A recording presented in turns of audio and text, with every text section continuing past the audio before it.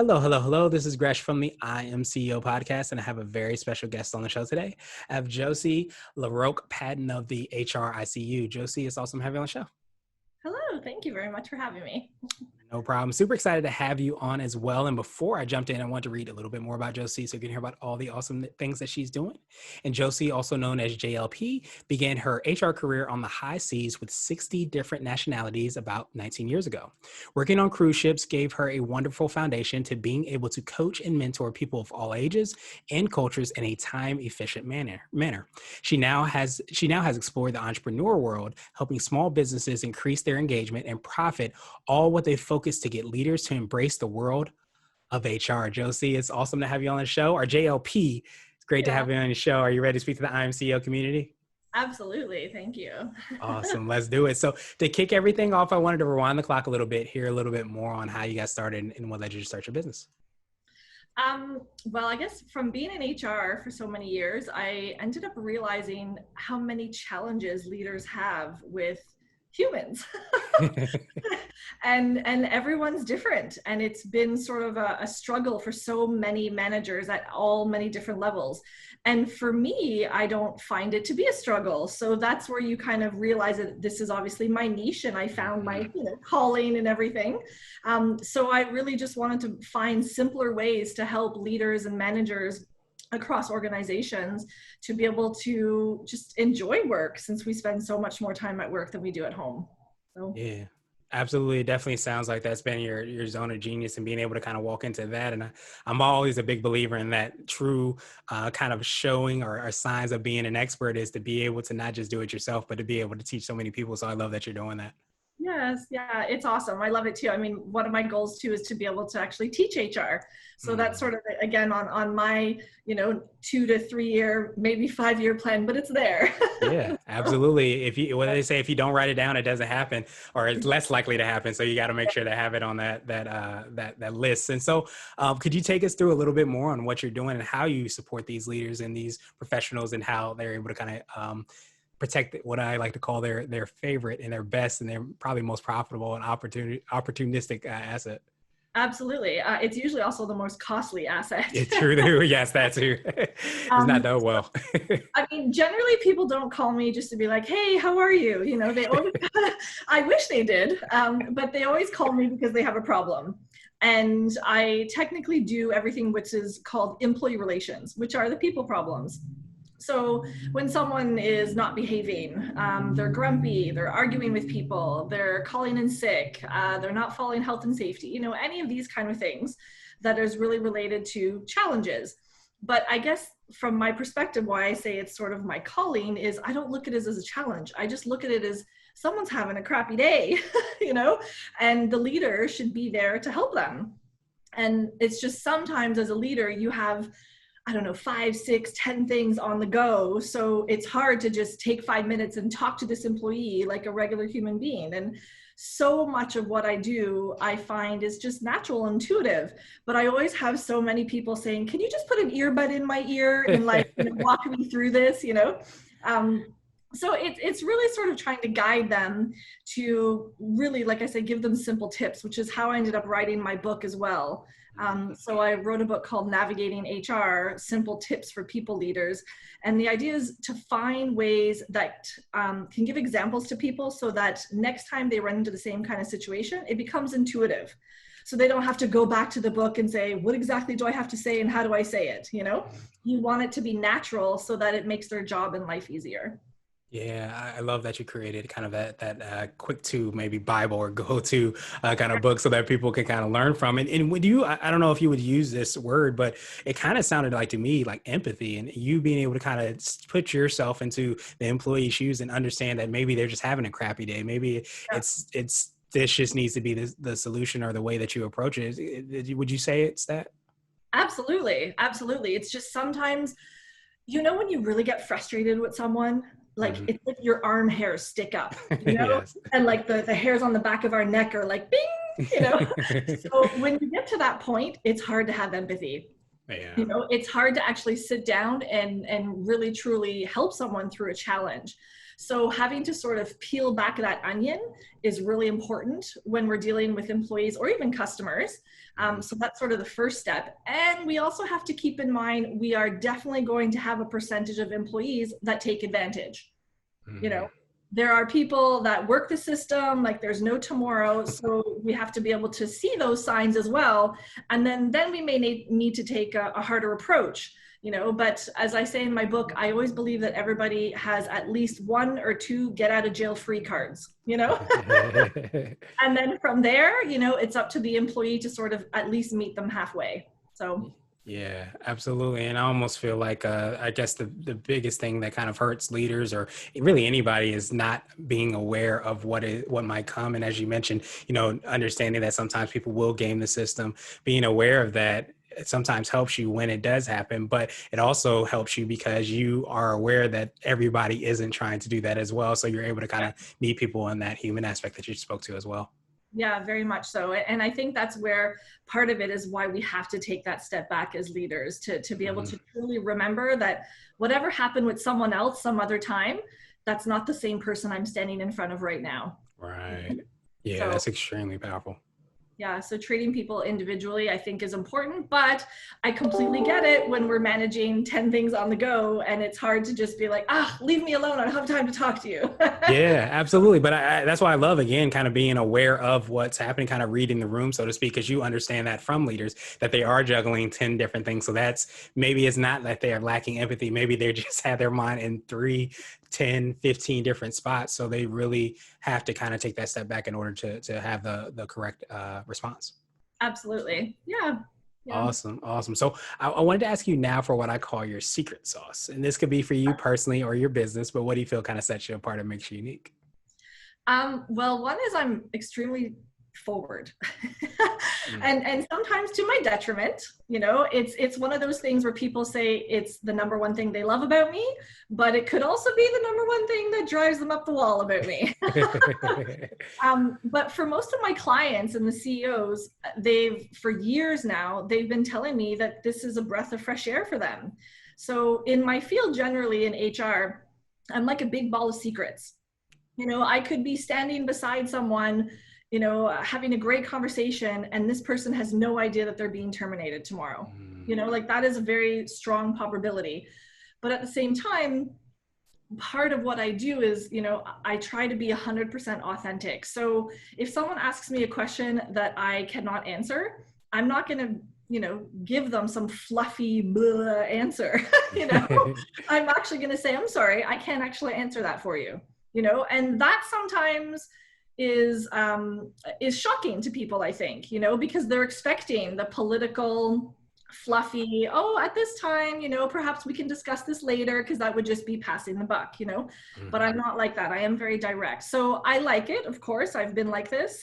My mom says that, I'll be a very interesting person as I developed over the years, and that's what's happened. you know Always having my mom in my back, trying to support me. But it's also just brought me a lot of joy and connections with people, because they know 100% where they stand, and then I also get to have the same. So that for me has really helped build relationships, which is the most important thing. Yeah, absolutely. I feel like I've heard that from my mom as well too. So we might have the same moms. Who knows? but I love that because like you said, I'm glad you called to the fact that sometimes it may not be what everybody likes. But I think, from my opinion, from a lot of leaders, a lot of times you want to know where you stand. You want to know where things are at. You'd rather be kind of upfront and be aware of that rather than having to think about it or bounce around and not sure exactly where you stand. So I feel like even if you can't answer that question, saying, I'm sorry, I can't answer that right now, that goes a long way towards being the blah, blah, blah, blah, as you kind of tuck to as well too. Yeah. Yeah. And I mean, the other thing is, when people make mistakes, I tell them, oh no, like, you made a mistake, you can't do this again, and like, I really sort of amplify it so they know in their gut they should not do this again. Yeah, right. But at the same time, we just get to joke around about it and stuff. Like, no one's perfect. And that's why any leader should be able to have some center of expertise to go to bounce things off of. And that's really what I am. I'm sort of like the right-hand person. I was going to say right-hand man, right-hand woman, right-hand entrepreneur, whatever we want to call it. But, I'm their sort of go-to person, and I call it a thinking partner, so. Yeah, absolutely. And it's kind of we zoom over the human aspect and human resources and the people that are around us. But I love that you kind of touch base on that and remind us of that and the fact that we make mistakes and being able to kind of lean on that to kind of hopefully help us be more successful. Yeah, absolutely. I mean, there's no doubt that all of us, including you and I, are going to continue to make mistakes, but that's Hmm. how we learn. Yeah. So there's nothing wrong with it. Again, depending on also where you live, we have laws we have to follow and processes, Mhm. and so sometimes mistakes can be quite costly. Yes. So that's a much bigger learning lesson from there. But at the same time, most of the mistakes we make, we just get to laugh off and say, okay, I won't say this again, or I'll do something differently, and then you move on from it. So. Yeah, absolutely. And I wanted to switch gears a little bit, and I wanted to ask you for what I call a CEO hack. So this could be like an app, a book, or a habit that you have, but what's something that makes you more effective and efficient? I don't watch TV. Okay. So I do like movies, but I'm adamant about feeling like I don't waste my time. Hmm. So that doesn't mean that watching TV is wasting time. That's not what I'm saying. But for me personally, if I'm sitting down to watch a movie, it's because I need time for my brain to chill. It's not because I'm trying to pass by time. Hmm. For example, like if I'm hosting webinars and stuff, then if I'm the one hosting it, then of course I have to be right in front of the camera. If I'm listening to a webinar, then I am listening, but I tend to also record it so that I can go back to it because it's hard to sit for an hour. So I'm probably going to be doing dishes or putting laundry away or something. Because I just, for me, I think time is key. So one of the things that I try to do is I schedule my time as much as possible. And so many family, friends, even people that I've met in the entrepreneur world are like, how do you do it?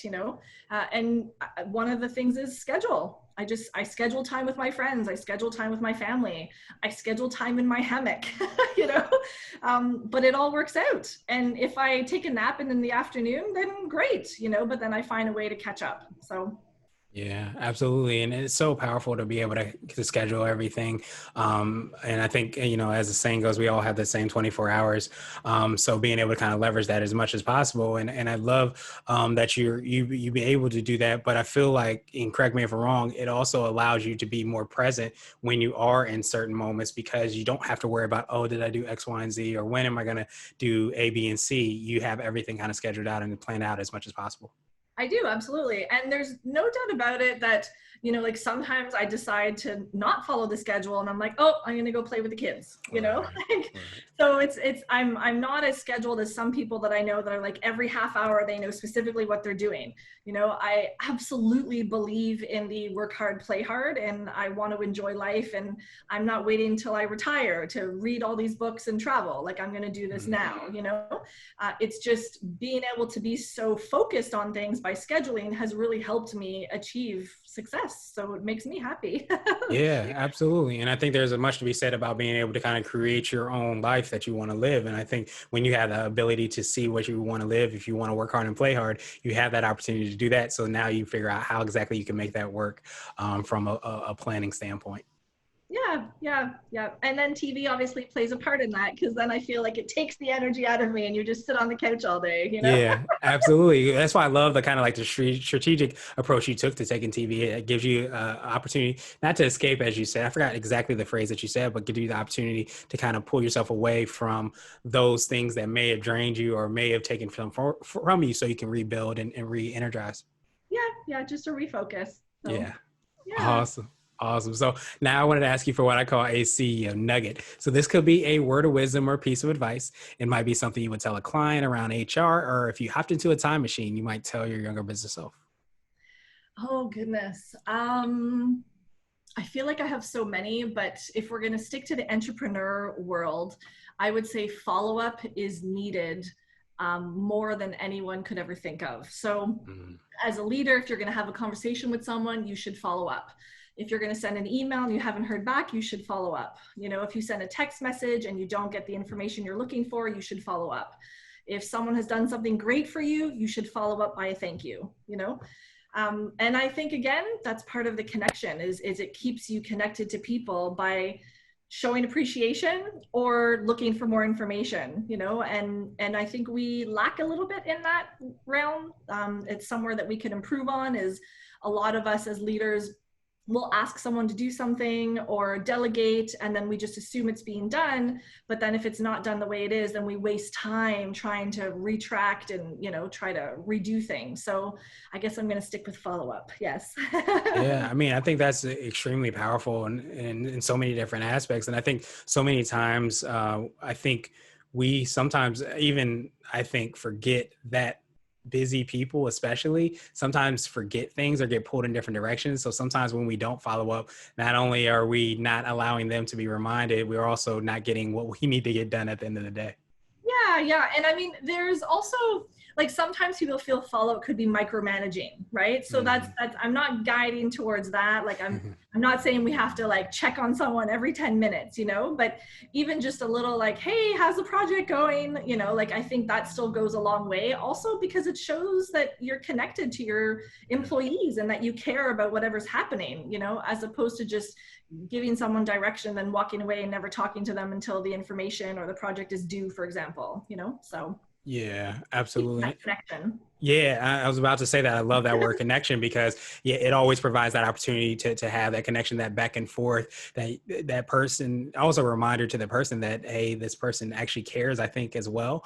And I Absolutely. think that when you have that and have created that opportunity for that to happen, that's when those connections truly take hold.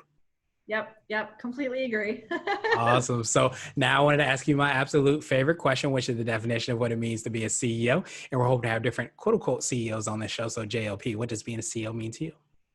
Oh, it's funny. So I do, I write articles for Forbes. Mm, And one of the most recent ones that I'm doing is definition of a leader, right?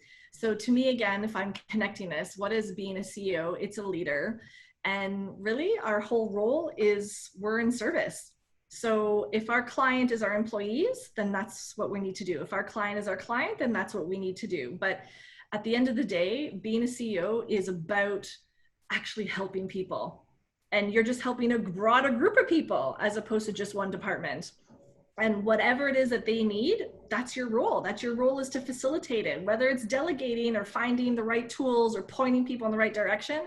But that's your role. It's to make people's lives easier and help them through whatever successes or challenges they have so that they can succeed. Because when they're happy, of course, then it makes you happy. So absolutely. If you help enough people get what they want, then it helps you get what you want. And I love that absolutely. servant leadership piece because I think so many times we forget that we get sometimes caught up in the products and services, but I love how that connects with the whole human aspect that we sometimes kind of speed past in business as well. So I love that definition and that perspective. Thank you. You're very, very welcome, Bidai. I appreciate that. I appreciate your time even more. What I wanted to do is pass you the mic, so to speak, just to see if there's anything additional you can let our readers and listeners know. And of course, how best they can get hold of you, get a copy of the book, and find out about all the awesome things you're working on. Awesome, great. So my website is thehrICU.com. The book, so if anyone's looking for tips and tricks or even just simple methods to use in the workplace, some of them are even transferable to home. The book is called Navigating HR, Simple Tips for People Leaders. It's available on Amazon, both in the US and in Canada. And if you're looking to contact me, you can find my information on the website. It's my first name, Josee, at thehrICU.com. Awesome, awesome, awesome. Thank you so much again, Josie. We will have the links and information in the show notes as well, too, so that everybody can follow up with you, get a copy of the book, and hear about all awesome things that you're doing. And I appreciate you again, and I hope you have a great rest of the day. Thank you. Thanks so much for having me.